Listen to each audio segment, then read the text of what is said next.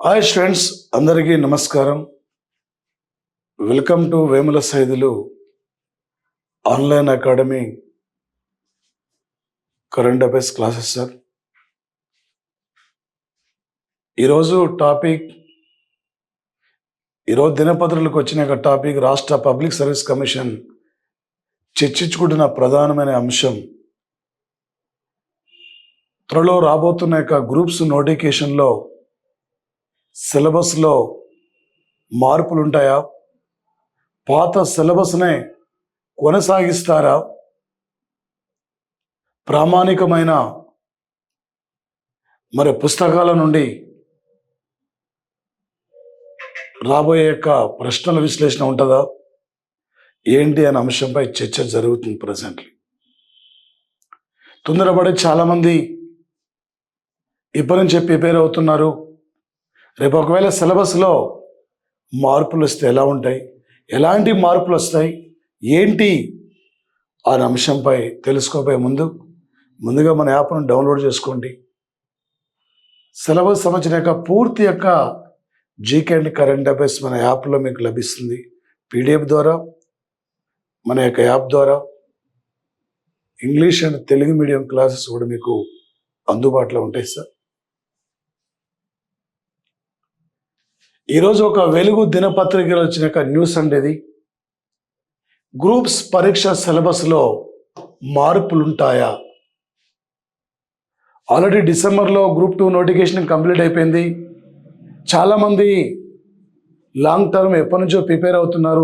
Next రాబోతున్న notification నేపథ్యంలో ఇలాంటి పరిస్థితుల్లో విద్యార్థులు ఇక్కడ సందిగ్ధంలో ఉన్న పరిస్థితి.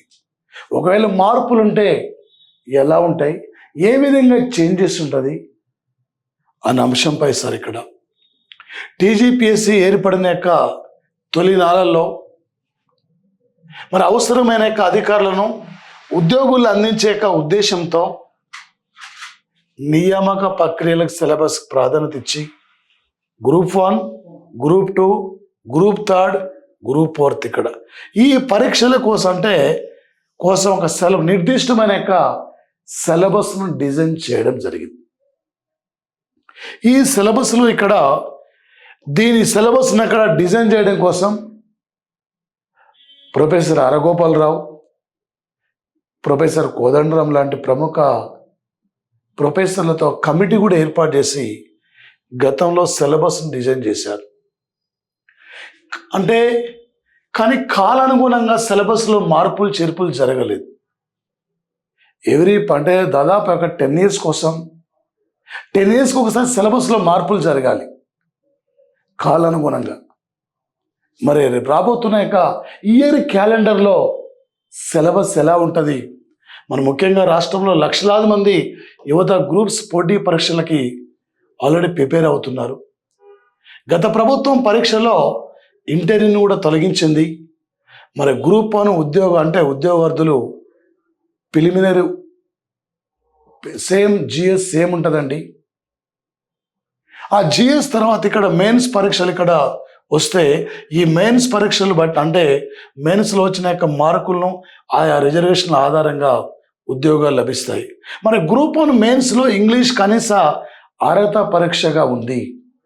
మొత్తం 6 పేపర్లో ఉంటాయి. ఒక్కొక్క పేపర్కి 150 మార్కులు ఉంటుంది. దీనితో ద్వారానే అభ్యర్థి ఆ జాబ్కి ఎంపిక చేసే అవకాశం ఉంటుంది.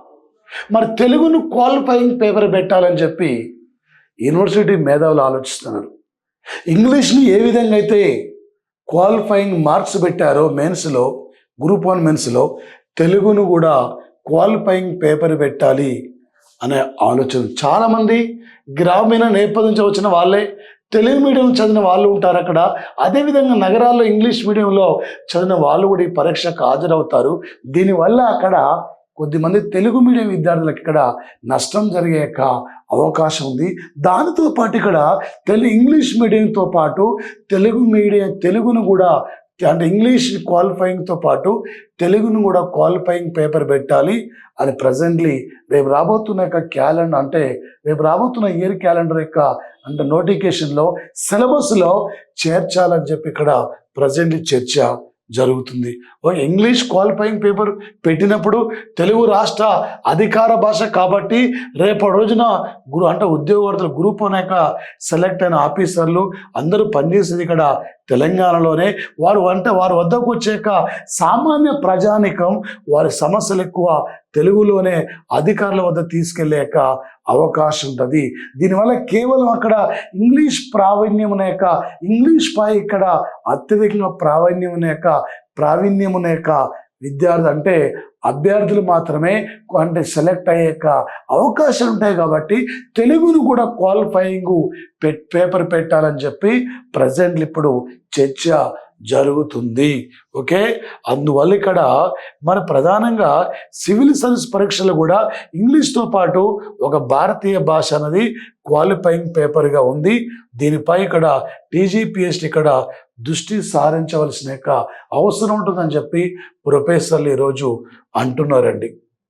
మరొకటి, మిగిలిన స్కోరింగ్ పేపర్లో కూడా మొదటి పేపర్ జనరల్ ఎస్సే, రెండవ పేపర్ హిస్టరీ భాగం మినాయించి ఇండియన్ జాగ్రఫీ, తెలంగాణ జాగ్రఫీలో కూడా మార్పులు జరగవలసి అవసరం ఉంది.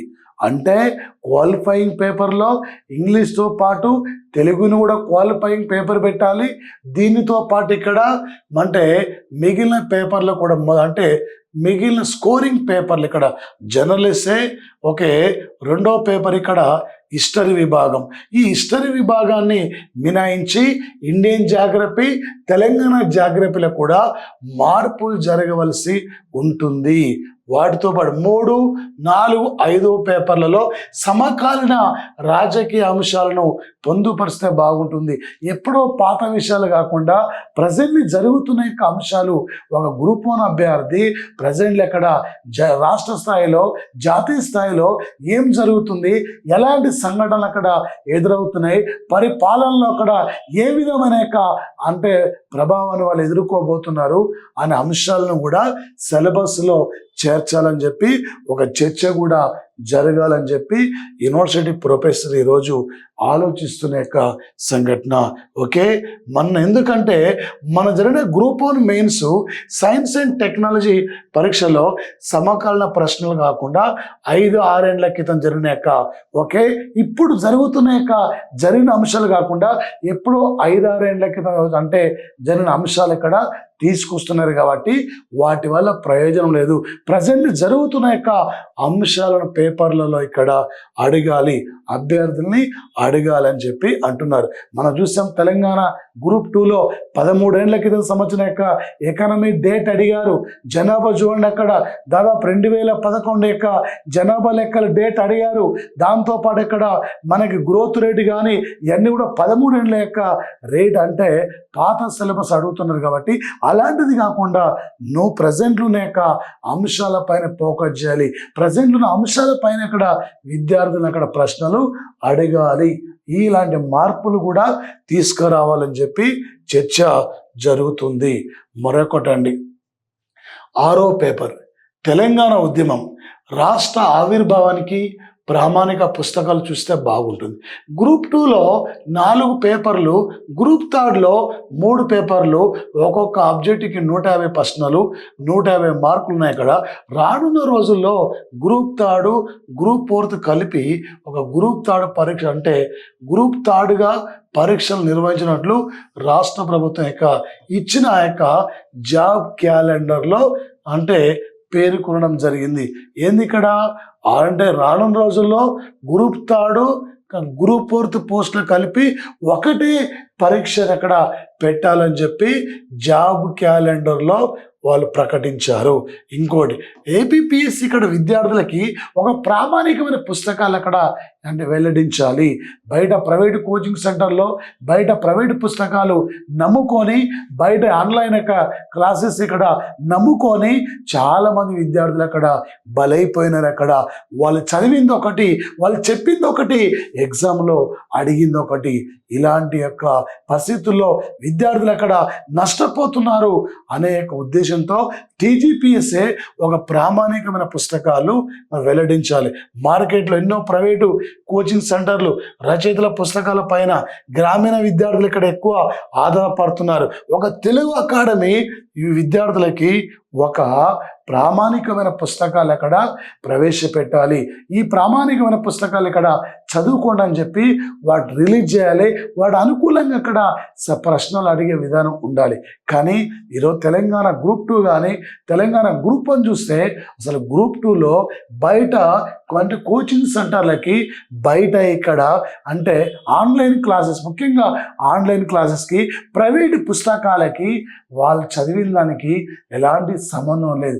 చాలామంది విద్యార్థులు ఏడుపు తప్ప ఏమీ లేదు.